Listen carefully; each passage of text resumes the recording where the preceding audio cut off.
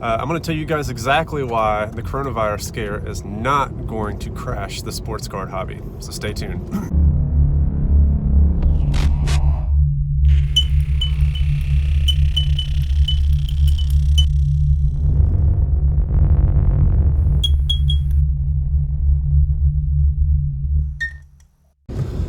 All right, what's up, guys? This is Tyler doing a video here that is a little bit different than what I normally do, but I do want to give my input on what's going on with the coronavirus as it pertains to the hobby itself. So for those of you who jump on all the message boards, whether it's Blowout or any of the other message boards out there, you're seeing a lot of threads and a lot of comments from people about card prices are going to drop 75%, the market's going to crash, oh my gosh, what's going on? The funny thing is I literally just dropped a video like a week and a half ago, and it's like my best video. Basically describes how the sports card market is on fire right now. If you haven't seen this video, go down, check it out. Also talks about Gary Vee, really, and how he's brought a wide audience to collecting. But I really want to get some feedback for what I think is going on with the coronavirus scare and why the market is not going to crash. I've made some comments on forums specifically, as it relates to the 2008 crash. There's a couple of reasons why the 2008 crash was much different. So, I say this because I do think that coronavirus has impacted sales, and I will articulate that. But in 2008, the 2008 crash was substantially different for a couple of different reasons. One, first and foremost, sports and life itself continued to go on. There was this economic crash that led to double-digit unemployment. However, we still had sports. So every single card, every single set, every single parallel does have its own market value already. There's a market for that, and that marketplace exists on eBay. It's there for all of us to participate in. And with that market, there's certain variables that impact a card's sale value, right? And one of the biggest factors that impacts sale value is performance. So if someone performs well, obviously that's going to spark demand, and it doesn't matter if the economy is low, because there will be individuals out there who want to buy these cards based on performance. So that's a big reason why 2008 was different. Secondly, I think I articulated this better than what I'm actually going to be able to say here. Overall, there were less speculative investors in 2008 as there are now. And what I mean by that is, again, not because of Gary Vee, but maybe because of Gary Vee. And really the hobby explosion overall, and people realizing that it truly is an asset. And that you can actually make money doing this as if it is a stock market. There's more people in it for those reasons only. Now, in 2008, if you look at the overall sports card hobby, a larger percentage of the sports card hobby was collectors. Now, there's obviously flippers. There's people in it who are flipping, collecting, doing everything. But today, there's more people in it for the money than there were back then. So collectors back then were still collecting, and that was a hobby. The speculative people, the prices weren't speculated, and there wasn't a run-up in prices back then. Whereas here, if you're in this and you're in this just for speculative gains, and all of a sudden you have no job, all right, you're not going to be worrying about speculative endeavors. You're going to be worried about putting food on the table and paying rent. So those are big reasons why 2008 was different. I had another good reason I put on a message board post, so that's why this is different. That's why prices have dropped. However, not all prices across the board are dropping. That is a misnomer. And if anything, what is today? Today is Saturday. I forget what day it is. It's near the end of the month. It's almost April 1st, whatever the Saturday before April 1st is. I don't even know what day it is. If you look at the market overall, the market has remained relatively stagnant. In terms of, there was a sharp dip in certain things. I would say most things did have a sharp dip. But now it's somewhat stabilized. I'm going to give you a couple examples of these. I don't have a computer here, so this is all my thoughts and knowledge straight off the top of my head. So there is a run-up of, and we're going to go card by card, Ronald Acuna Jr. So I'm going to summarize these. all the cards that I'm going to talk about are cards that have had a speculative surge in demand. What I mean by that is I don't think that the demand curve or the demand for these cards grew at a organic rate. And because it didn't grow at an organic rate, it also spells the notion, or it makes sense, that the collapse, so to speak, of these cards is also going to be somewhat inorganic or organic, whatever word. So cards that people have pumped or have gotten a lot of attention, whether it be through Gary Vee, as I alluded to in previous videos, that brought a lot of people in. People may have only been buying these cards because Gary Vee mentioned them, or someone mentioned them, or someone heard something and it's bringing a lot of attention. And because of that, a lot of people who didn't know a lot about cards jumped on board. So in general, the cards that have fallen and have fallen the most are the ones that were speculative investments to begin with. Now, that doesn't mean that the prices crashed dramatically. Most of these price retractions have occurred such that prices are actually going back down to off-season prices or mid-off-season prices where a run-up started to occur. So really retracting back to like January and February prices. So let's go to the examples. Ronald Acuna Jr., Topps update. That card last offseason, whenever the offseason started, we're talking about a card, and we're going to talk PSA 10 form only. We're not going to talk raw prices. So PSA 10 prices on a Topps update, Ronald Acuna Jr. rookie, right at the end of the offseason, going into the winter, around $80 to $90. Sharp run up over the past couple of months where they eventually hit 300. Now, not a lot of volume sales at 300, but some. But definitely a lot of volume sales in the mid 200s to high 200s, so 250, 270. Those prices have retracted way back down to around 130, 140. Now that's probably where that card should be. That was an unnatural run up in price. All right, let's talk about another one. Juan Soto update. Juan Soto, very, very similar story. Now his prices didn't go to 300. I don't even know if they really touched 200, but they were definitely in the high 100s, high mid 100s. But again, that was a $70, $80, $90 card going into the offseason, even though he was a World Series MVP. That's a card you should be buying, by the way. Don't buy Ronald Acuna. You need to be buying Juan Soto. Juan Soto's going to be better. That's just my opinion. Let's see, Giannis. So Giannis Antetokounmpo. Now that card has gone up tremendously since Gary Vee talked about it 2 years ago or a year ago or whenever this was, but it just kept going up and up and up. Now there's a couple things here. The more success that has been baked into a player, or if the player is on the path to establishing their legacy, prices are going to be less volatile. Okay, all right. Let's not talk about Giannis right now. Let's stay on that segment of people along that same vein who haven't necessarily proven themselves. They're the next wave of stars, but they haven't really proved themselves. And Juan, I don't know why Juan has proved himself. He's a World Series champion.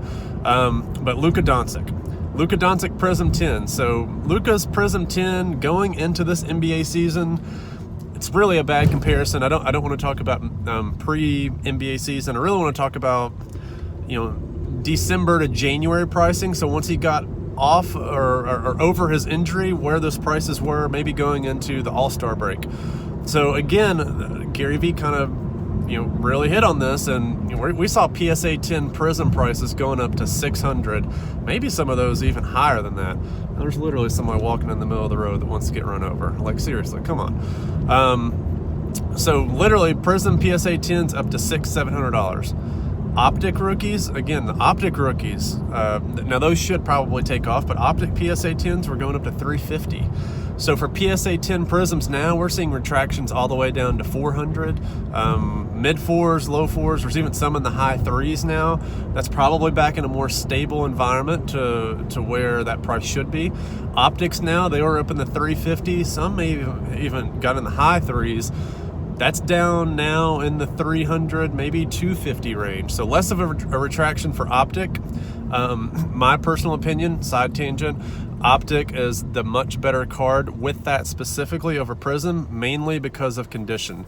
The Optic card is so much more condition sensitive.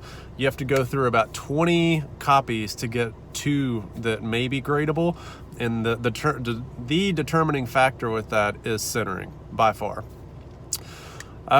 So overall, the cards that have retracted are the ones that have had a big run up. But again, if you look at other cards where there wasn't really a big run up and there's also been organic growth with that player, I'm going to give you a perfect example. Patrick Mahomes. Not all Patrick Mahomes, and I'm going to give you some examples of, again, this is so hard to generalize, guys. So hard to generalize, and this is why you have to know the market. Just because a player's card went up 2x over a month does not mean that another card of that same player from the same year is going to do the same thing. There are micro level trends and macro level trends. So I'm really talking more about the highly liquid cards that are really, really tradable. So Patrick Mahomes, again, I'm filming this on a Saturday. Within the past 12 hours, we've seen, and it's mainly me, changing the market for Donruss Optic Mahomes rookies. I've been outbid on the last 4 to 5 Donruss Optic base rookies at $140 a pop. Now let's talk about why that is. So, in February after the Super Bowl, that card in PSA 10 form was a $220 card. Well, around the coronavirus outbreak time, that card was still selling in PSA 10 form around $300 to $350. That card has not dropped below that. Now, there's a couple of exceptions. There's actually a PSA 10 that sold this morning for $300 at auction. It ended in the morning, but there was multiple the day before that sold $350. Some crossed $400. Several have crossed $400. Some have been Propstein auctions, some have not been. Now, you should buy Propstein auctions because I sell all my cards through Propstein. So don't be fearful for Propstein. Not everything is trimmed and not everything is shield bid up like most people will have you believe. Some of those, I would say the majority of those auctions are likely legitimate. Side point. But again, if you look, the overall market itself is not collapsing. Now, why is Mahomes different than Luka and Ronnie and Juan Soto? Mahomes is substantially different because he has 1 MVP under his belt and he led his team to a NFL championship. So he won a Super Bowl. And that goes into my overall theory, which is cards that have players whose legacies are cemented or are in the process of being cemented perform so much better. They just perform so much better. And they're much more stable. They're less... There's less price fluctuations whenever it comes to, their sale values. So Mahomes has done well. I'll give a couple of those one-off examples of cards. So Zion Williamson. We saw a big crash in Zion Williamson cards. Again, Zion has not really proven himself. Now, he's living up to the hype. He's blowing the hype away, but again, it's still, there's a lot of speculation involved in his cards, even though he is living up to the hype. Again, if you look at LeBron cards from his rookie year, his cards do not see the explosion that we're seeing right now with all these young rookies. There's so much speculation that is already ingrained into the price of the cards. Now, it doesn't necessarily mean that it's going to be difficult for those cards to keep going up and up and up. There's a lot more of them. The Prism Zion, they're probably still printing Prism Zions, to be perfectly honest. Like, honestly, they should, because it's sold out. If it goes on a Walmart shelf, it's going to be sold out. But optics have also dropped. So right before, now I can't talk PSA prices with optics, but I can talk about base. So a lot of people, again, are shying away from these highly speculative type players that have a lot of volume. So lots of volume cards, optic, Prism. Now the thing is those are the two most liquid. Those are the ones that have the highest demand. So those are the ones that are being impacted the most because there's speculation already involved in it. If you have a Mahomes type player, there's less speculation. With Zion, it's all speculation. With Luka, it's all speculation. It's like, is he going to be an MVP candidate? Is he going to win championships? Those things are unknown. With Mahomes, it's known. He has that. He will be the next Brady. He is the face of the NFL as of today. These other players, not so much. LeBron is still the face of the NBA. Giannis is trying to be the face of the NBA, but it's still LeBron's legacy. So all these other up-and-coming players, they're going to be very, very highly sensitive to pricing demands. Now, let's talk about my strategy. This is going to go a little bit different from, this is going to be a little bit different from the context of this video, but what is my strategy knowing that these speculative players are decreasing, and am I changing my strategy, and should you change your strategy? To answer your question, no, I'm not changing my strategy, and I'm going to do a video on this. You should not invest in sports cards. That's going to be the title. It's going to be something similar to that. And that sounds like a misnomer, right? You shouldn't invest in sports cards. That shouldn't be your main strategy. That should be part of your strategy. Most cards overall go down. So investing overall is probably not your best strategy. What you need to do, and the number one tip to make money in cards, if I made a video on how to make money, my number one, I'm actually going to do that. I'm going to get a lot of clicks. The number one strategy that you need to do is you need to sell. By selling, that implies volume. Volume makes money. Investing could make money, but it is less predictable and it is much more risky. Now, what if I could tell you that I had a strategy that over 2019, I had an ROI of over 50%, is 51%, and I was able to flip that money at a rate of every 3, 4, 5 months. So I take a sum of money and I flip it at a 51% ROI, and then I can do that again a couple more times in the year. Well, you do that by flipping cards and selling cards. You don't do that by investing and holding in cards. Sure, there's going to be great examples of times where you need to invest. So this goes into my strategy. I've actually gotten really irritated because I have not involved investing in cards in my strategy.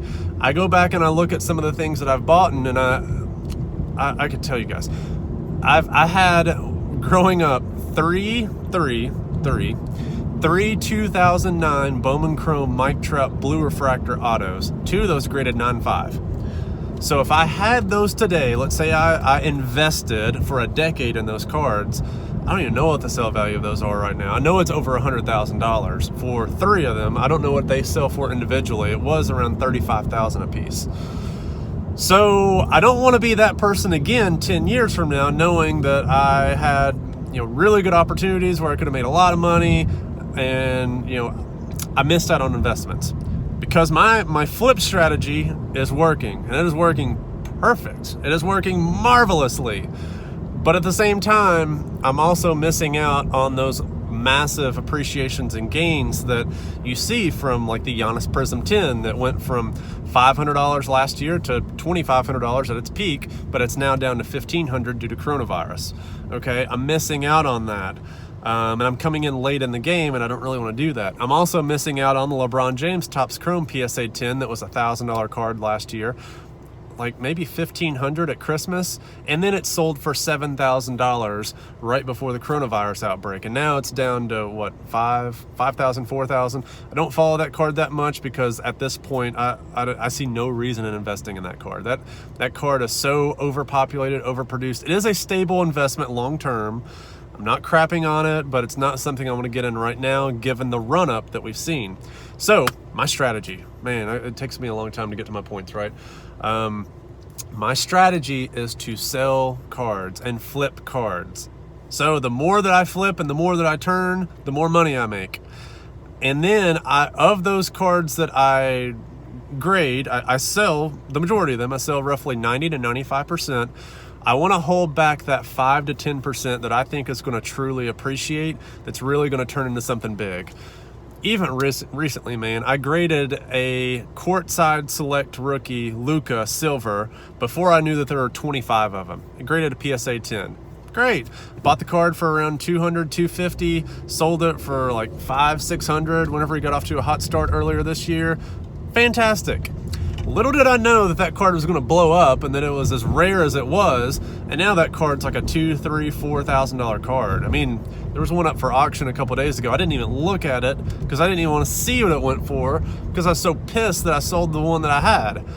So I don't want that to happen anymore, okay? I'm sick of seeing all these crazy cool cards that I get and that I sell and that I give to other people. Yeah, I make money on it, but I don't get to see those big gains, and I also don't get to build a really cool collection. So part of this is also building a really cool collection that has value. Let's face it, not many of us want to collect things that don't have the possibility of having value or will climb in value at some point later on. So yes, I want to have something that is valuable.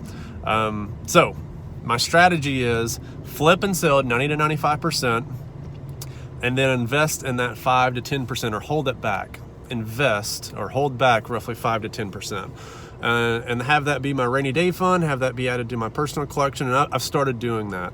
I've started holding back a lot of Patrick Mahomes cards. So hollow optics, optic 10s, some of the rare select cards. So select field view graded. I had one that came back a 9. If I can get a 10, if I can grade it and get a 10, I'll sell the 9 and keep the 10. So those types of cards I'm keeping. Also, and I'm going to unveil some of these in the videos, depending on the grades that I get. And I really don't want to talk about them right now because there's a lot of cards I still want to buy that are very under the radar. And, you know, I'll give out some tips every now and then, but I don't want to give away my full bag of tricks because it's yielding to some pretty good results right now. So that's my strategy. Now, I'm going to give you all a golden nugget here. How is it that you can make money doing this whenever some of these cards have retracted in price 30%? It's a fantastic question. That's the perfect question, right? How do you do this whenever a card that was selling for $300 is now selling for $200? How are you going to make money, Tyler? Good question, all right? This is why grading is so important. If you fools who listen to Gary Vee will tell you, what is the number one thing he will slide in some nuggets here. He said, if I were younger, I would figure out how to grade cards. I would master this. I would master figuring out how to look at cards online, how to see which ones are going to be PSA worthy, see which ones are going to be gem and which ones aren't, and that would be what I do. Well, guess what? That's what I do. That is what I do, and that's what I've been doing. And the rate limiting factor with this is the money that it takes, right? The more money you have, the more product you can make, that you can buy, the more that you can grade, the more that you can sell, the more that you can hold back, the more that you can reinvest into your next grade. So that is the strategy that I use. Why is that important? I'm going to give you a good example. Jason Tatum Prism PSA 10. Oh my gosh. Had the NBA season not ended, I was going to be going into some really high volume territories with a card that I think is going to be very, very good. So Jason Tatum Prism rookies, I started getting in around the $30 range. They started getting up to $50, $60. Every single card that popped on eBay for $50 to $60 for his Prism rookie was selling. I mean, it was selling really, really quick. Why? Because you buy that card and you get it graded. The graded values at that time were going between 150, 200, 250. Pre-coronavirus, they hit $300 a pop. Now, they're back to 200. But they're selling at 200 at a very, very high clip. Now, why is that? Why is this important? How can you make money on this, Tyler? Well, I don't care if the market for Jason Tatum Prism 10 collapses to 150. I honestly don't even care if it collapses to 100. If I can buy that card, which is currently selling right now between $30 and $40 raw, and I can grade it, and I can sell it for 100, I don't care if it's 300. I do care. Trust me, I care. But I don't care if it's 300, 200, 100. I do not care if the market collapses. In the event that whoever said, hey, card prices are going to drop 75%, so what? I'm still making money. I'm still making money because you can buy this card all day for $30 to $40 a pop. And even if the market drops 75%, what's 75% off of 300? Man, I can't do math right now. I'm putting myself on the spot. Either way, it's higher than $30 to $40. I can tell you that, plus grading fees.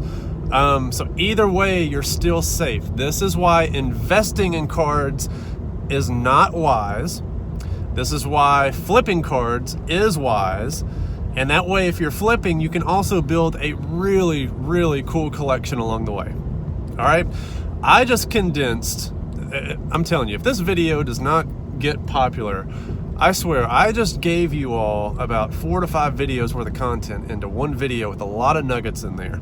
Anybody who is trying to get into this market and do well at it, there's a lot of information in here. So everybody out there, stay safe. The market is not going to collapse. I don't think it's going to collapse. Prices have relatively stabilized over the past couple of days and weeks. Some prices are high, some prices are low. You have some examples of cards, even with Zion. Zion's Prism cards are dropping, but I posted the other day, I was going to buy a Permit to Dominate Contenders insert that sold for $900, which was the record for that card. So there had been almost 10 cards sell before that. It's a very rare insert card. It broke the record for that specific card. So again, some cards have gone up, some cards have gone down. The highly speculative cards overall have been the ones that have shot down. They haven't crashed. They've gone back down to maybe pre-hype prices, but it's a stabilized market now. The market has stabilized, and hopefully it's washed out some bad apples as well. So hopefully you guys like this video. If you did like it, if you like the content, I'm going to do a lot more of these, trust me. A lot more videos to come. Please subscribe, please drop a like, please comment. Let me know your thoughts. Let me know if you've had any different strategies that you're also using, because I'm always open to different strategies, and I also want to build a really cool collection overall. I'm kind of getting jealous of seeing these LeBron exquisites that are getting posted on Blowout, and I'm over here with my little small rinky-dink collection, and I want something cool like that. So if you guys can tell me how I can get something cool like that, drop it down in the comment section. Let me know and see if we can help each other get better at this game, and also score some really cool cards in the process. So all right guys, much appreciated, and have a good one.